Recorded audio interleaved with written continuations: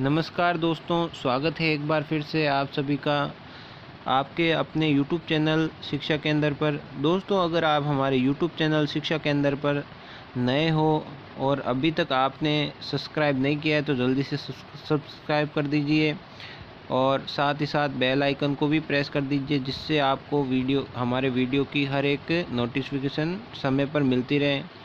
दोस्तों, आज का हमारा टॉपिक है राजस्थान में जोधपुर रियासत का इतिहास। तो चलिए शुरू करते हैं। सातल के निसंतान मृत्यु होने पर उसके छोटे भाई सुजा जोधपुर का शासक बना था। दोस्तों, सुजा 1492 से लेकर 1515 तक उनका शासक बना। सुजा का पुत्र राव बागा था, लेकिन बागा की मृत्यु 1514 में सुजा से पहले ही हो गई थी। दोस्तों, उसके बाद सुजा का उत्तराधिकारी बागा का पुत्र गांगदेव था। गांगदेव को उसका उत्तराधिकारी बना दिया था। फिर सुजा की मृत्यु के बाद गांगदेव ने शासन संभाला। गांगदेव के बारे में पढ़ते हैं। 1515 से लेकर 1532 तक गांगदेव ने अपना शासन किया। गांगदेव का राज्याभिषेक बगड़ी जोधपुर के ठाकुर राज सिंह ने अपने अंगूठे पर चीरा लगाकर अपने रक्त से किया था। दोस्तों, गांगदेव ने जोधपुर में गंगा सागर बावड़ी का निर्माण करवाया था। दोस्तों, अचलेश्वर मंदिर का भी निर्माण गांगदेव ने ही करवाया। 1527 में खानवा युद्ध में अपने पुत्र मालदेव राठौड़ सहित वे मेवाड़ पहुंचे। नशे की लत के कारण जोधपुर व सोजत का क्षेत्र ही इनके पास बचा था। दोस्तों, गांगदेव की हत्या उसके पुत्र मालदेव ने 1532 में कर दी थी। दोस्तों, राठौड़ों का ये प्रथम पितृहंता मालदेव कहलाता है। दोस्तों, गांगदेव की पत्नी का नाम पद्मावती पद्म सागर के नाम से जाना जाता है। इनका राज्याभिषेक सोजत पाली में इसे हसमत वाला राजा कहते हैं। अब आते हैं मालदेव पर। मालदेव 1532 से लेकर 1562 तक इन्होंने शासन किया। इनकी पत्नियां थी रूपा दे, जो जोधपुर में स्वरूप सागर तालाब का निर्माण करवाया था। रूपा दे ने इसे बहू जी का तालाब भी कहते हैं। दोस्तों, स्वरूप दे ने जो तालाब रूप सागर तालाब का निर्माण करवाया था, दोस्तों, इसे बहू जी का तालाब भी कहा जाता है। दोस्तों, इस दूसरी पत्नी थी उमा दे, जैसलमेर शासक राव लूणकरण की पुत्री थी।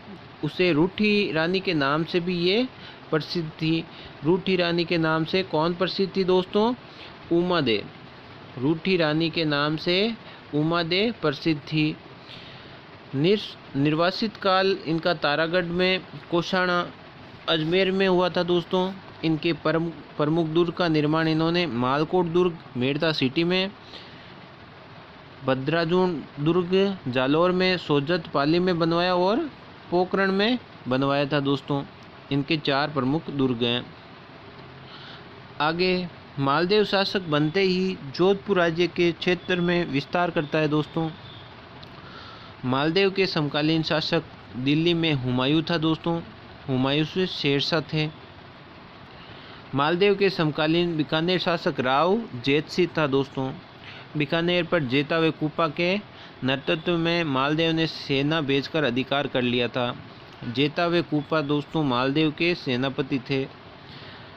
पहोबा या सहोबा का युद्ध 1542 में पहोबा सहोबा का युद्ध हुआ था। दोस्तों, बीकानेर में ये मालदेव व जेतसिंह के मध्य हुआ था। मालदेव व जेतसिंह के मध्य हुआ था, जिसमें मालदेव के सेनापति जेता और कूपा थे।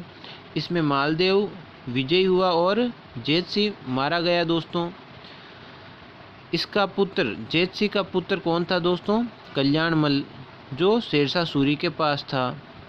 आगे हम इनके बारे में भी पढ़ते हैं। मालदेव के समकालीन दिल्ली का शासक हुमायूं था। दोस्तों, वर्ष 1539 में चौसा बिहार एवं 1540 में कन्नौज युद्ध में शेरशाह सूरी ने हुमायूं को पराजित कर दिल्ली पर अधिकार कर लिया था। दोस्तों, शेरशाह द्वारा मालदेव पर आक्रमण के प्रमुख कारण। शेरशाह ने बाद में मालदेव पर आक्रमण किया। क्या क्या कारण थे? हुमायूं को सिंध प्रांत में जोगी तीर्थ नामक स्थान पर बुलाकर उसका स्वागत किया। वे शेरशाह के विरुद्ध रणनीति अपनाई थी। दोस्तों, इस कारण राव जेठ सिंह के पुत्र कल्याणमल द्वारा बीकानेर राज्य की प्राप्ति हेतु आक्रमण हेतु शेरशाह को उकसाया था। तीसरा कारण था अन्य राजपूत शासकों का मालदेव से नाराज होना, यानी मालदेव की रणनीति से अन्य राजपूत शासक नाराज थे। उसके बाद आता है गिरी सुमेल का युद्ध, जो 5 जनवरी 1544 में जेतारणपाली में हुआ था दोस्तों।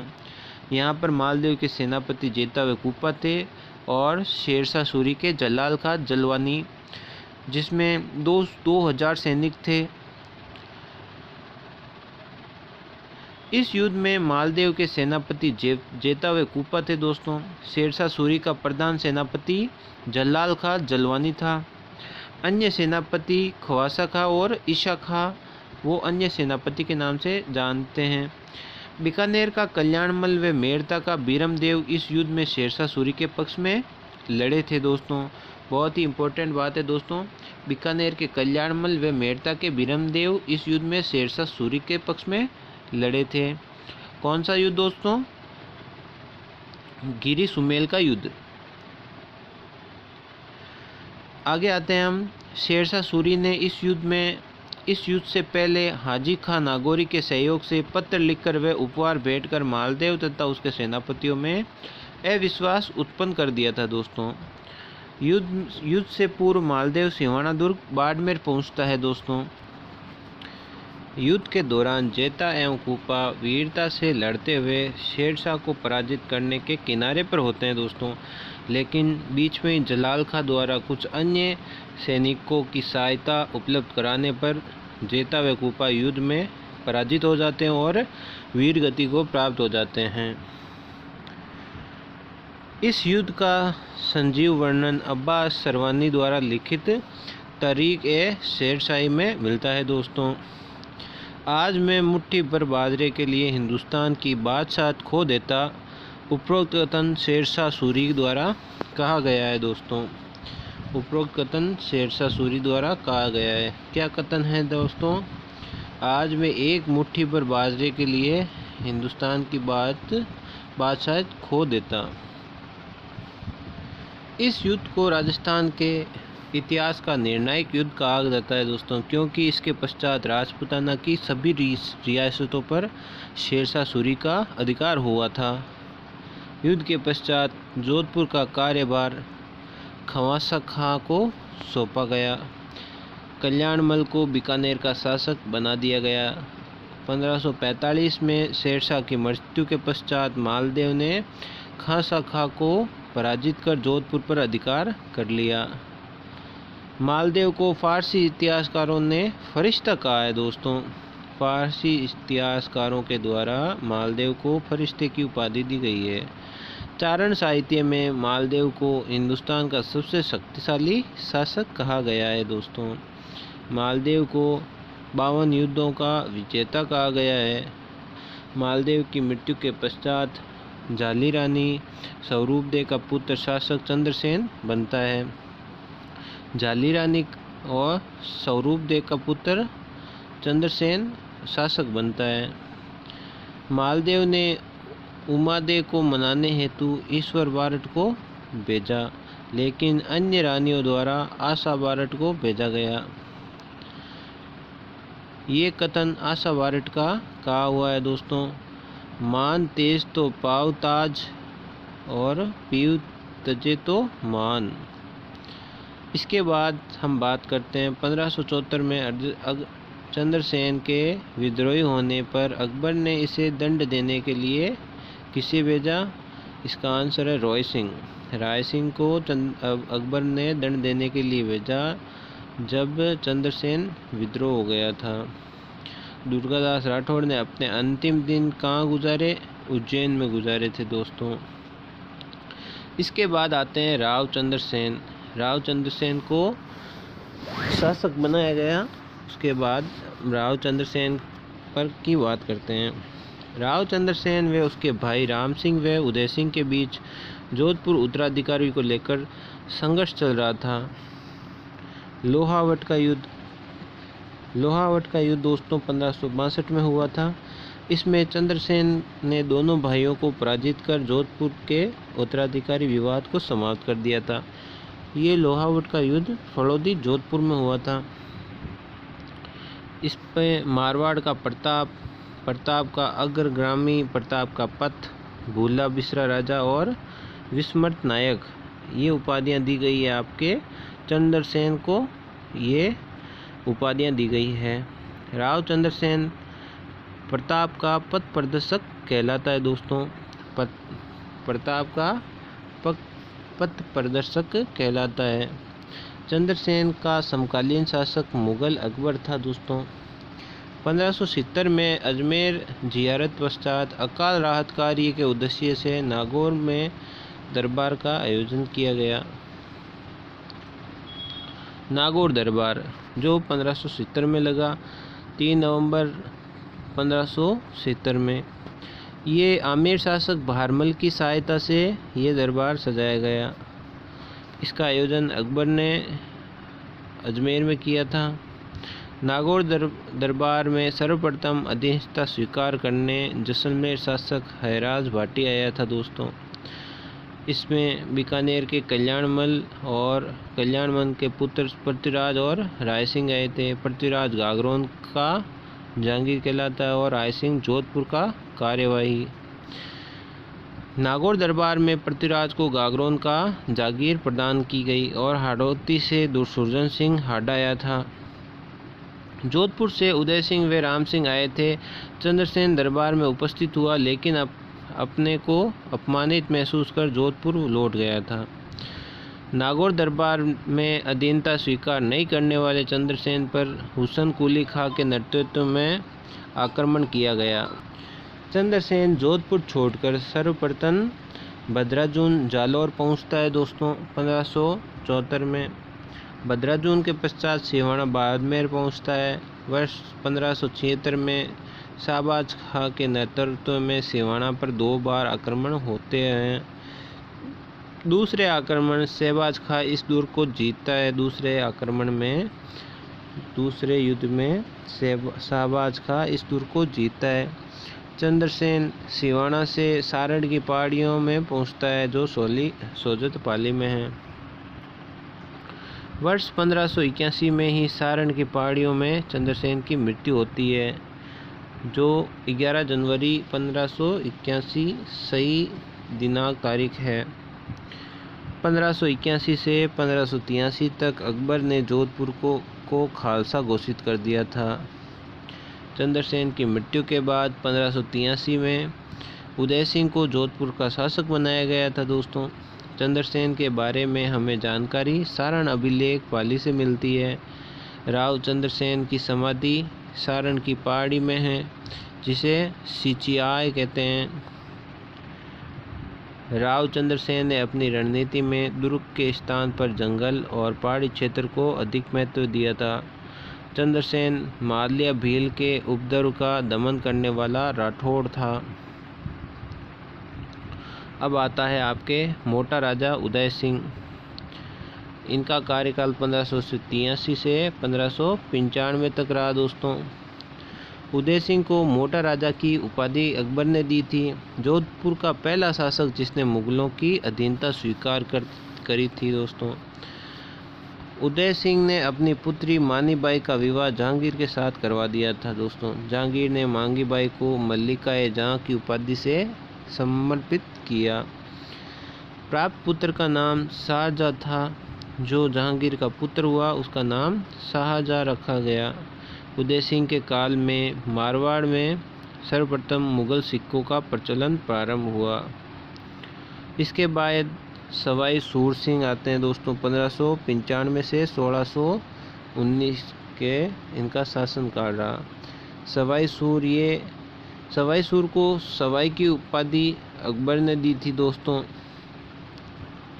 सूर सिंह को सवाई की उपाधि अकबर ने दी थी। जोधपुर के सूरसागर तालाब का निर्माण इन्हें नहीं करवाया था। सवाई सूर सिंह ने जोधपुर में सूरसागर तालाब का निर्माण करवाया था। इसके बाद आते हैं गज सिंह। गज सिंह 19 से 1638 तक इनका शासनकाल रहा। गज सिंह को दल थबल की उपाधि से जहांगीर ने सम्मानित किया, जिसका शाब्दिक अर्थ सेना को रोकने वाला होता है। दल थबल यानी सेना को रोकने वाला। अनारा बेगम के प्रभाव में आकर गज सिंह ने अपना उत्तराधिकारी छोटे पुत्र जसवंत सिंह को नियुक्त कर दिया। अमर सिंह नाराज होकर मुगल बादशाह शाहजहाँ की शरण में जाते हैं। शाहजहाँ ने 1628 में जोधपुर में अलग नागौर रियासत का गठन किया, जिसका शासक अमर सिंह राठौड़ को बना दिया गया। जोधपुर से अलग नागौर रियासत का गठन किया गया। कब हुआ दोस्तों? 1628 में जोधपुर से अलग नागौर रियासत का गठन हुआ था दोस्तों, जिसका शासक अमर सिंह राठौड़ बना। जसवंत सिंह प्रथम। जसवंत सिंह का राज्याभिषेक आगरा में हुआ था। जसवंत सिंह के समकालीन मुगल बादशाह शारजहाँ और औरंगजेब थे। शारजहाँ के चारों पुत्रों में उत्तराधिकारी को लेकर संघर्ष चल रहा था। इस दारा सिकों में शुजा, मुराद और औरंगजेब, ये 4 इनके पुत्र थे। जसवंत के राज्यारोहण में 4000 जात और 4000 सवार का मनसब प्रदान किया गया। उत्तराधिकार को लेकर प्रमुख 2 युद्ध हुए थे दोस्तों। पहला है धर्मत का युद्ध, जो 15 अप्रैल 1658 को हुआ। ये मध्य प्रदेश में हुआ। दारा सिकों और औरंगजेब के मध्य, जिसमें दारा सिकों के साथ में जसवंत सिंह और सुजान सिंह और मुकुंद सिंह साथ में थे। इसमें विजेता औरंगजेब हुआ था। इस युद्ध के पश्चात धर्मत का नाम बदलकर औरंगजेब फतेहाबाद कर दिया गया। इस युद्ध के पश्चात जसवंत सिंह के जोधपुर लौटने पर उदयपुर की महामाया ने मुख्य दरवाज़ा बंद कर दिया।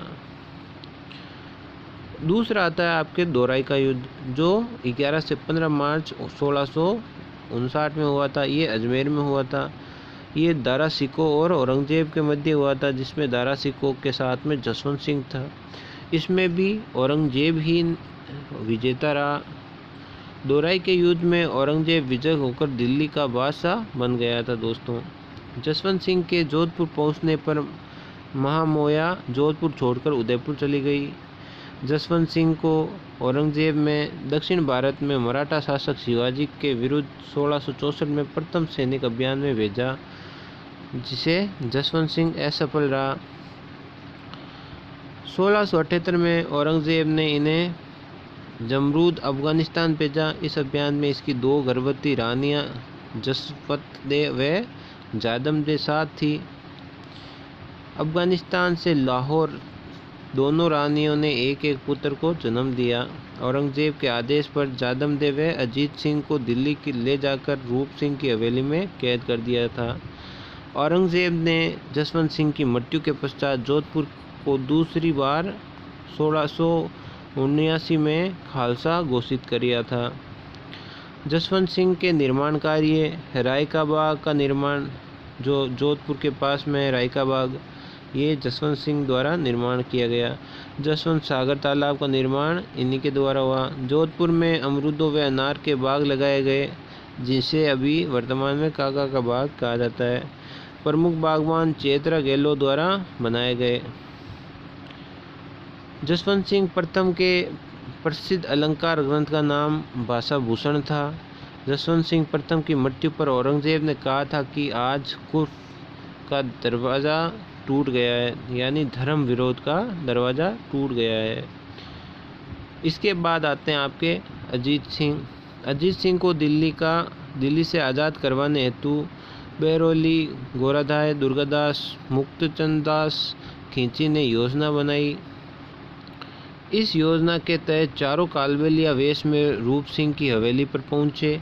इस हवेली से गोराधाय के पुत्र को अजीत सिंह की जगह सुलाकर अजीत सिंह को काली सिरोही ले आए।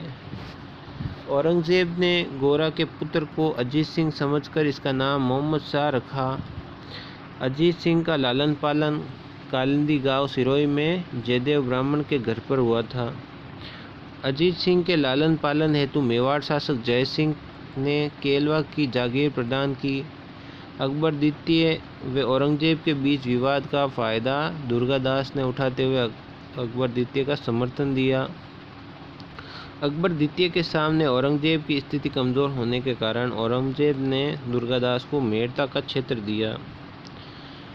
वर्ष 1707 में औरंगजेब की मृत्यु के बाद अजीत सिंह स्वतंत्र रूप से जोधपुर का शासक बन गया था दोस्तों। 1689 से 1707 तक जोधपुर पर कार्यभाग इगलू खां के पास था। वास्तविक शासक बनने के बाद अजीत सिंह जागीरदार व्यवस्था में परिवर्तन करना चाहता था। अपनी पुत्री इंदिरा कंवर का विवाह मुगल फारूक सियार के साथ तय किया। इस विवाह को अंतिम राजपूत मुगल विवाह कहा जाता है। राजपूत मुगल विवाह यानी दो अलग अलग जातियों के बीच में विवाह। मुस्लिम और राजपूत दो अलग अलग जातियाँ दोस्तों। यहाँ पे अजीत सिंह के फैसलों का विरोध दुर्गादास के करने पर इसे जोधपुर छोड़ने का आदेश दे दिया गया। अजीत सिंह की मृत्यु के समय कई मोर व बंदर भी जलकर भस्म हुए थे दोस्तों। तो दोस्तों बस आज के लिए इतना ही। आगे फिर से आपसे मुलाकात होगी, तब तक के लिए अलविदा। जय हिंद, जय भारत।